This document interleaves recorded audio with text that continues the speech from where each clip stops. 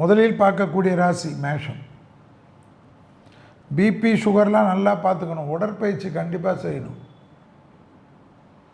திருவெண்காடு புதஸ்தலம் போயிட்டு வரணும். 1/2 கிலோ நல்லெண்ணெய், 50 கிராம் விபூதி, 50 கிராம் குங்குமத்தை கொடுத்து கோயில் முறைப்படி பூஜை பண்ணி வச்சு வாங்கின்னு வந்துடும். ஏதாவது ஒரு சன்னிதானத்தில் வாங்கின்னு வந்தாவே போதும். அந்த மண்ணை தொட்டால் போதும். குடும்பத்தில் நல்ல காரியம்லாம் டக்கு டக்குன்னு நடக்கும். சுபகாரிய தடைகள்லாம் போயிடும். கணவன் மனைவி சண்டை போட்டிருந்த பிரச்சனையெல்லாம் தீர்ந்துடும். குடும்பத்தில் அந்யோன்யம் அதிகரிக்கும். அபிராமி அந்த அதில் 40வது பாட்டு, 59வது பாட்டு, 75வது பாட்டு, 90வது பாட்டை படிக்கணும். 54ம் படிக்கணும். கடன் கஷ்டம்லாம் தீர்ந்துடும். பெற்றோர் பெரியோர்களுக்கு அனுகூலம் ஏற்படும். தேகாரக்கத்தில் நம்பிக்கை ஏற்படும்.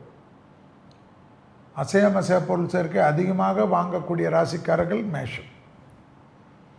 முதலீடுகள் சரியாக செய்வார்கள். நிம்மதியாக நேரம் குறித்து கொண்டு அந்தந்த மாதிரி இறங்குவார்கள்.